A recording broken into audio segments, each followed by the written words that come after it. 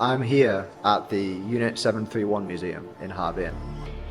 I'm going to have a look around and hopefully learn a little bit more about exactly what took place here.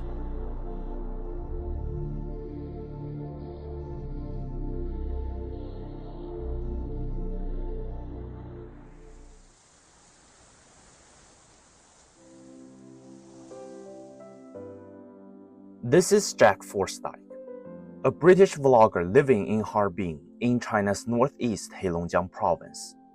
A student of history, Jack was curious about what happened on the land where he resides. He made that video when he first visited the Unit 731 museum, and it went viral on the internet. As a young foreigner coming into China, I don't think that's the people's interest or priorities when they visit China or live here. I think most people would prefer to visit Beijing or see the glamorous city of Shanghai, or all those natural all those natural or historical sites. Why did you go there? It was quite important to me to actually go and check that out and to really get a feel of just how this area suffered under Japanese rule. And also because, similar to how my grandfather fought in the World War, it's also part of my wife's family history. So I think this is history that is still very personal to us, and it's still part of our daily lives. So for me, it's very important that we don't forget it, and that we also help more people understand it, should they be interested. Jack's grandfather, Harold Forsyth, dropped bombs over Nazi Germany. As a deputy squadron navigator officer in the Royal Air Force, he took part in dozens of operations in the Second World War. So this is a letter addressed to my grandfather. You can see his name here, Flight Lieutenant Harold E. Forsyth. That's my surname, Forsyth. And this was actually a letter given to him on behalf of the King. So George there is King George. And then this is a letter written by his squadron commander. Here he's got a total of 153 hours flown on missions, on operations. So it's 153.21 hours. And obviously the number of sorties carried out was 31. And then appointment held, which was his job on the aircraft, which was navigator. The Second World War was the deadliest conflict in human history. 70 to 85 million people died. $1 to $4 trillion were lost across Europe and Asia. Infrastructure, industry, and agriculture collapsed. It was widely considered to be one of the darkest periods in human history. How do you see that war? In general, poverty often can lead to a lot of political ideologies that are very extreme, either on one end or the other. And I think that's very clearly what we saw in Germany in the 1930s. Adolf Hitler obviously was somebody that also spotted that and used that to his own end. He knew that the German people were suffering, he knew that the German people wanted more, and I think he took advantage of that need and showed them a way that they believed could help Germany become more powerful. And I think that therefore helped spur quite a dangerous ideology of Germany wanting to return to its previous level of more power and more economic freedom without all of the sanctions that it faced after World War I. The historical legacy of the First World War, the impact of economic crisis, and major powers appeasement policies jointly led to the outbreak of the Second World War. Of course, the most important factor was the rise of extremism across the Eurasia continent. As we were chatting away, Jack's wife Nora sat outside the camera's view, quietly observing everything. As Jack said, her family once lived under an extreme ideology, Japanese militarism. I asked her if she would be willing to share her story with us. Luckily for us, she did. It was about her grandfather's experience living in the Japanese-occupied Shenyang in China's Liaoning province. He was born in 1929, and I think at that time he was 11, 12. So he finished the elementary school. That's all his education. But during his elementary school, he was taught in Japanese.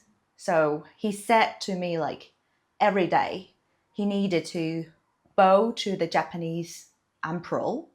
So what was your grandfather's assessment of that period? He didn't say that much, I think, because at that time it's very trauma for him. At the age of 10 or 11, he lost his both parents, and he had to separate with his brother. And a lot of people in his family is gone. So, but I think it's also it's a basic situation for everyone at that time. So there wasn't that much time for him to accept, like to absorb these feelings. He just needed to accept these things, and just life must go on. Has he ever shared with your father what it was like living in that kind of an era? I mean, it's hard for us to think about it. Yeah. At that time, I don't know, I don't think anybody can escape the possibility of somebody attacking you on some random day. Yeah. Didn't talk much about the war after the war, from what my dad told me. I would imagine there's quite a lot of trauma there. It must have been something that once you go back to regular life after the war, you simply just want to, shut away, because there's not really much positive thoughts to think about. If you think at the time, my grandfather joined the Royal Air Force, and by the end of the war, an estimated over 50% of people that flew in the Air Force actually died in service. So even just being alive was literally a 50-50 chance. So I think he obviously saw a lot of his squadron friends and teammates die on missions. For those who went through it, fought on the front lines, lived under its shadow, those memories and trauma followed them for the rest of their lives and defined who they were. I've been asked many times, why are you Chinese always talking about history and making a big deal out of it? Well, this is why. We talk about it because mistake could easily be repeated, and no one would want the next generation and the generation that follows to repeat what Jack's grandfather did or Nora's grandfather's experience. When I visited Jack and Nora in Harbin, I took the time to go to the exhibition myself. There was a contrast there between historical weight and present-day tranquility. This railway was used by the Japanese when they ran Unit 731. After they left, it was left like this and was rarely used till this day. As you can see, the grasses and plants are coming through the cracks in the metals and stones. I don't know how to say this, but it must be hard to imagine what it was like 80 years ago for the people living around this place. The crowd, the fear, the panic, even not knowing whether they can live till the next day or the next moment. But now things have changed. My crew and I are not the only people here. The residents living in this place are using this railway every day. They're not riding on it, but they go through it to get to places. They stroll around after dinner. And the exhibition is only minutes away. There, I can even see it right now. And over the horizon, the buzzing city. I asked Nora what life was like for her grandfather after the war, what it was like surviving that. I think he left it behind. He passed away, by the way. And also, my dad was raised in Harbin, and he mentioned he knew somebody's father when that father was a little kid. I think he kind of like just play in the Pingfang area, and also very close to the Unit 731, and got punished or just never. I think that's it. Just we heard a lot of stories about people who accidentally went in that Unit 731, just never gone back.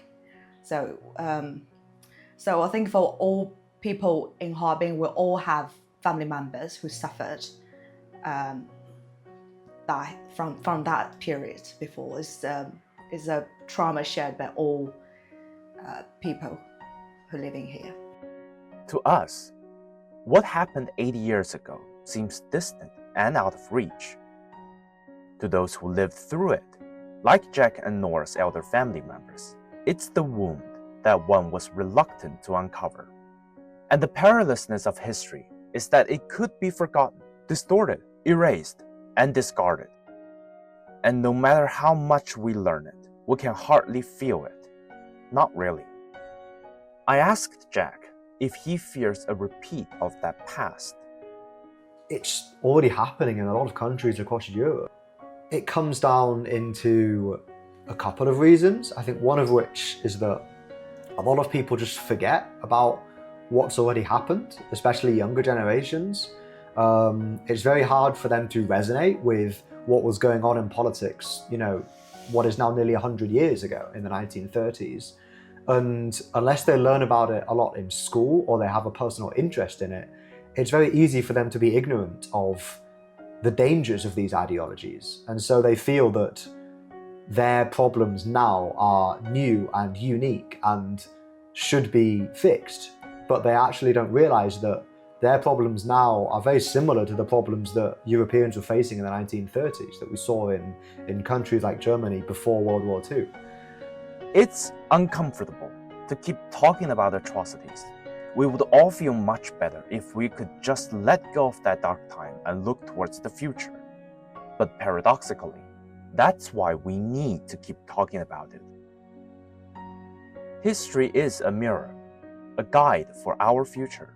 Blinding ourselves from what happened before could be the most dangerous choice we make in this turbulent era. Our ancestors once paid a heavy price, and it would be a shame on all of us should we let extremist ideas run wild again.